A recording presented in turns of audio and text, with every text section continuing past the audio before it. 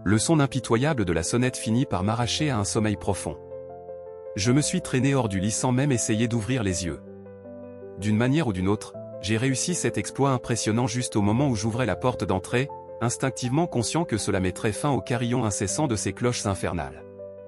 Je commençais à saisir ce qu'Edgar Allan Poe avait tenté de nous transmettre à tous. À cet instant précis, tout ce qui me manquait, c'était un corbeau maudit perché sur le rebord de ma fenêtre. Si seulement tu n'avais pas éteint ton téléphone, je n'aurais pas eu à te soumettre à ce supplice de la sonnette, Jeff.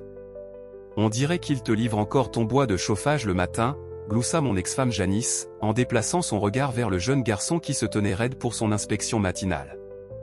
On considère généralement qu'il est courtois de porter des vêtements quand on ouvre la porte, mais honnêtement, je n'ai rien à redire sur ta nouvelle approche décontractée. J'ai baissé les yeux et réalisé que je ne portais pas de sous-vêtements. Cela me sembla étrange. Pourquoi avais-je oublié de les mettre avant de me coucher? Et pourquoi, au nom du ciel, Janice sonnait-elle à ma porte à une heure aussi indue? Je ne voulais pas te réveiller si tôt, Jeff, dit-elle avec un sourire narquois. Mais je pensais que tu serais levé maintenant, tu sais, pour profiter du déjeuner. J'ai dit à Kendra que j'allais récupérer son téléphone et l'emmener au campus puisque j'y allais de toute façon. Elle a mentionné qu'elle l'avait laissé dans ta salle de bain. Sur ce, Janice se dirigea vers la salle de bain, qui était située juste en face de l'endroit où nous étions. Elle jeta rapidement un coup d'œil à travers la porte ouverte de ma chambre avant de s'y avancer brusquement.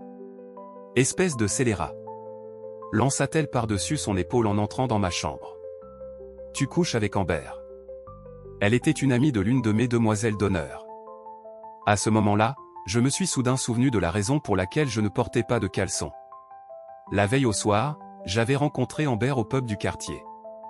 D'une manière ou d'une autre, nous nous sommes retrouvés à mon appartement après la fermeture du bar.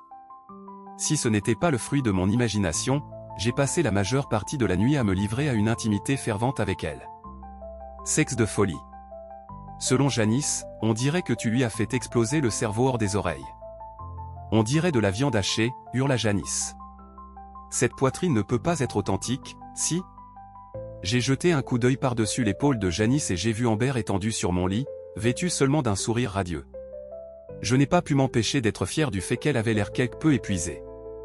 Les hurlements de Janice ont dû réveiller Amber de ses rêves. Hug, j'ai l'impression que mon cerveau a été complètement brouillé, grogna Amber, s'étirant comme un félin sur mon lit et se frottant lentement les yeux. Que fais-tu ici, Janice, demanda Amber. Je suis passé prendre le téléphone de ma fille, si ça vous regarde, sorcière volage, rétorqua sèchement Janice. Comment peux-tu coucher avec mon mari et te considérer toujours comme mon ami? Tout d'abord, il n'est plus ton mari, Janice, répondit calmement Amber. Deuxièmement, si cela te dérange à ce point, il faudra peut-être mettre fin à notre amitié. Parce que je n'ai certainement pas l'intention d'arrêter de coucher avec Jeff, ajouta Amber. Comment as-tu pu tromper un type comme lui? Il est aussi endurant qu'un bœuf et débordant de ferveur inventive. Amber sourit. Pour parler franchement, c'est mon amant. Même dans mes rêves, j'ai l'impression qu'il m'a défoncé au marteau-piqueur. Je m'attendais simplement, pendant une période difficile comme celle-ci, à ce que tu me soutiennes, pleurnichait Janice. Essaie de penser à quelqu'un d'autre qu'à toi pour une fois, suggéra Amber. Oh, quelle ironie! De la part de l'épouse perfide qui fricotait avec le meilleur ami de son mari pendant toute une année, n'est-ce pas, rétorqua Amber en enfilant un t-shirt sur sa poitrine. À qui pensais-tu exactement quand tu étais au lit avec Mike, Janice? Ce n'était certainement pas la femme de Mike, n'est-ce pas? Je doute que tu sois en position de me faire la morale sur l'amitié ou l'égoïsme. Elle ajouta avec un sourire, et pour information, ses seins sont authentiques. Jeff dit qu'ils sont fantastiques. C'est bien toi, Janice, s'emporta Amber. Ton petit numéro de Sainte-Nitouche ne va pas me berner. Je me souviens de la soirée où tu as quitté la maison avec ce gars de la fac alors que tu étais encore marié à Ralph. Tu as aussi trahi ton mari. Oui, et à cause de ça, j'ai aussi fini par divorcer, avoua Amber. La principale différence, cependant, c'est que je ne tombe pas en miettes chaque fois que Ralph finit avec quelqu'un d'autre à ma place. J'admets, j'ai fait une erreur. Mais soyons réalistes, Ralph n'a jamais eu l'appétit sexuel de Jeff. S'il avait été ne serait-ce que la moitié de l'amant que Jeff a été hier soir, je ne me serais jamais égaré. J'ai tourné la page, et il est peut-être temps que tu fasses de même. Contrairement à toi, je reconnais l'erreur que j'ai commise et je veux me réconcilier avec mon mari, dit Janice en larmes. Nous pourrions donner une autre chance à notre relation, et tu n'aides pas, bon sang. Je crois qu'il est temps que tu t'habilles et que tu rentres chez toi. On pourrait redonner une chance à notre couple? D'où ça sortait, ça? C'était seulement la deuxième fois que je voyais Janice depuis notre divorce, il y a 6 mois.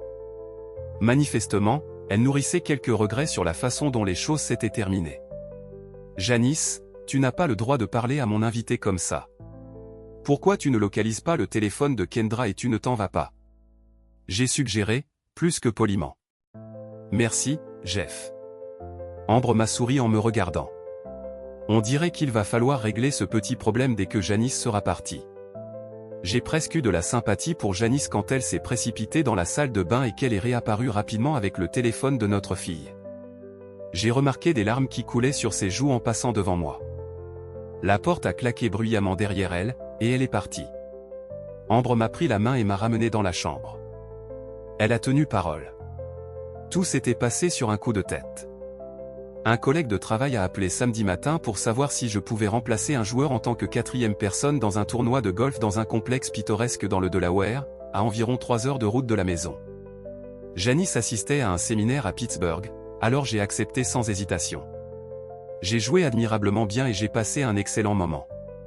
Avant de nous diriger vers le clubhouse pour le dîner et la cérémonie de remise des prix, je me suis arrêté aux toilettes. Alors que je sortais des toilettes en direction de la salle de banquet, j'ai soudainement aperçu Janice et Mike Reed, mon ancien meilleur ami, assis ensemble dans un coin repas confortable. Ils échangeaient des rires et trinquaient quand Janice a levé les yeux et croisé mon regard. L'expression de choc et de culpabilité sur son visage m'a dit tout ce que j'avais besoin de savoir. J'ai rapidement pivoté et me suis réfugié dans les toilettes. Ce qui restait du hot-dog que j'avais mangé plus tôt, ainsi que plusieurs bouteilles de bière, s'est expulsé avec force de mon estomac, qui était noué. J'étais en train de me nettoyer le visage quand Mike est entré dans les toilettes. Je ne sais pas ce qu'il avait l'intention de dire. Je l'ai laissé étendu sous l'urinoir, trempé dans l'urine de quelqu'un d'autre. Quand je suis sorti, Janice m'attendait déjà. Elle avait l'air complètement abasourdie et désorientée. « Jeff, s'il te plaît, parle-moi. Il faut qu'on règle ça. » Mike ne signifie absolument rien pour moi. « Je t'adore », a-t-elle supplié. « Quelle tragédie, Janice », ai-je rétorqué d'un ton glacial. Cet imbécile s'est fait casser la mâchoire pour rien. On divorce à cause de ça. Je l'ai laissé là. Kendra nourrissait toujours du ressentiment envers sa mère, mais elle n'a jamais rompu les liens. Son affection pour Janice me semblait plus pure que la mienne en tant que mari. Toutefois, les attentes de fidélité qui accompagnent l'amour parental les rendent différents. Et cette distinction a fait toute la différence. Environ une semaine après l'incident avec Amber, Janice m'a appelé immédiatement après mon retour du travail.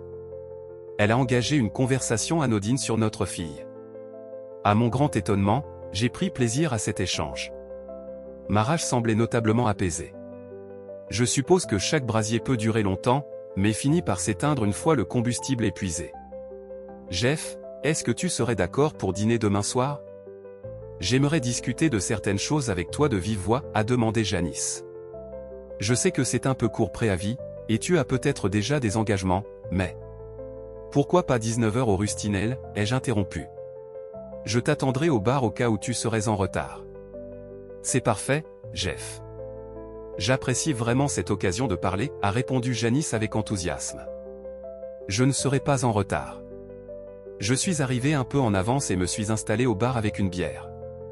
J'ai levé ma chope, me tournant pour observer la foule autour de moi. C'est alors que j'ai remarqué Janice qui s'approchait de moi. J'ai failli renverser ma boisson en réalisant à quel point elle était stupéfiante. Elle portait une robe noire moulante qui mettait en valeur ses jambes et offrait un aperçu modeste de son décolleté. Janice avait toujours été une belle femme, mais j'avais oublié à quel point sa silhouette était vraiment captivante. Elle m'a embrassé sur la joue et m'a adressé un tendre sourire. Jeff, je ne vais pas y aller par 4 chemins pour te dire pourquoi je voulais te voir ce soir, a commencé Janice une fois nos plats commandés. Ces 6 derniers mois, j'ai atteint le poste de meilleure représentante des ventes de notre bureau. Ma récompense est un séjour d'1 semaine dans un complexe hôtelier remarquable dans les Keys. Il est prévu pour 2, Jeff. Félicitations, Janice, ai-je rétorqué.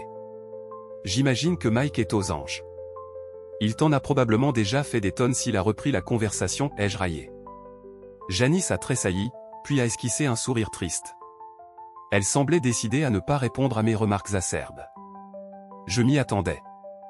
Jeff, tu ne le sais peut-être pas, mais je n'ai pas revu Mike depuis cet événement, a avoué Janice. Je ne vois personne. C'est probablement pour ça que j'ai excellé en tant que meilleure vendeuse. Depuis 6 mois, je me concentre uniquement sur le travail et le sommeil. Il n'y a qu'une seule personne que j'envisagerais d'emmener avec moi, et c'est toi. On pourrait bien établir un précédent en matière de divorce compliqué au point. Janice, ai-je dit doucement. Pourquoi me poser la question? Quelle réponse espères-tu? Tu as la moindre idée de la douleur que j'ai endurée en découvrant. J'ai du temps libre, Janice.